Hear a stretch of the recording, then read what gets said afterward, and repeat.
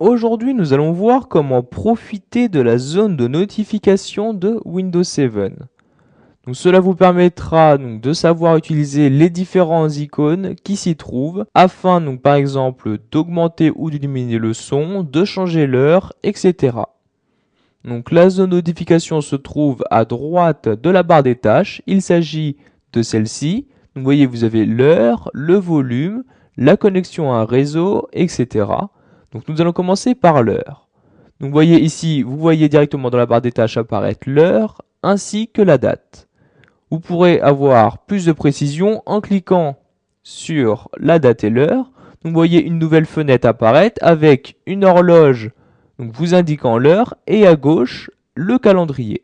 Vous avez la possibilité d'afficher une deuxième horloge dans cette fenêtre-ci. Donc pour cela, vous cliquez sur modifier les paramètres de la date et l'heure et vous allez vous rendre dans l'onglet horloge supplémentaire. Comme vous pouvez le voir, vous avez la possibilité d'afficher deux autres horloges. Donc pour cela, vous cochez les cases correspondantes. Donc par exemple, nous allons afficher une deuxième horloge. Ensuite, vous allez choisir le fuseau horaire de cette seconde horloge. Donc pour cela, vous cliquez cette flèche-là et voyez donc les différents fuseaux horaires disponibles pour les horloges. Donc vous voyez qu'il y a tous les fuseaux horaires disponibles. Par exemple, nous allons prendre le fuseau horaire de l'Amérique centrale. Donc vous prenez celui que vous souhaitez et vous rentrez le nom d'horloge que vous souhaitez.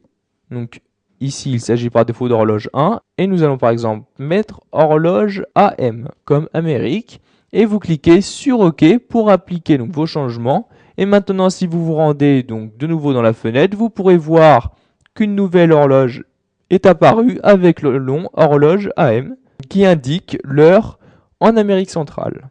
Donc maintenant, nous allons nous intéresser au son du système. Pour changer le son, vous cliquez sur cette icône-ci.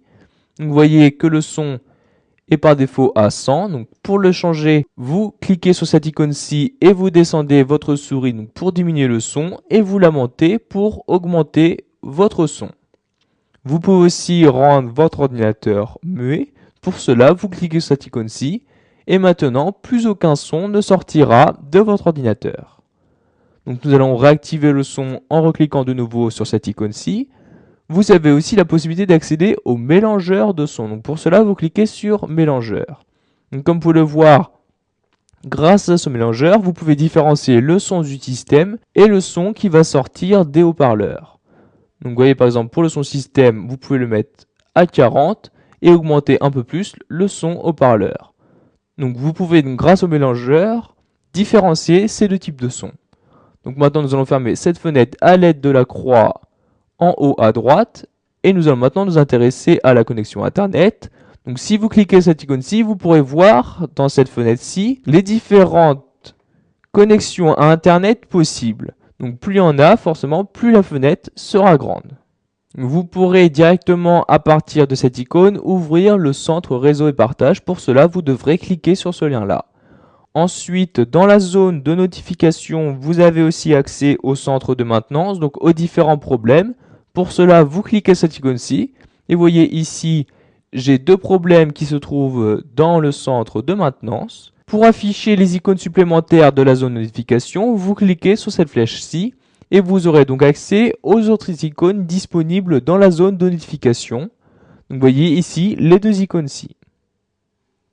Voilà, vous avez appris à profiter entièrement de la zone de notification. Vous savez donc maintenant où elle se trouve, mais aussi comment l'utiliser. Donc par exemple en modifiant le volume de votre ordinateur, la date, l'heure, etc.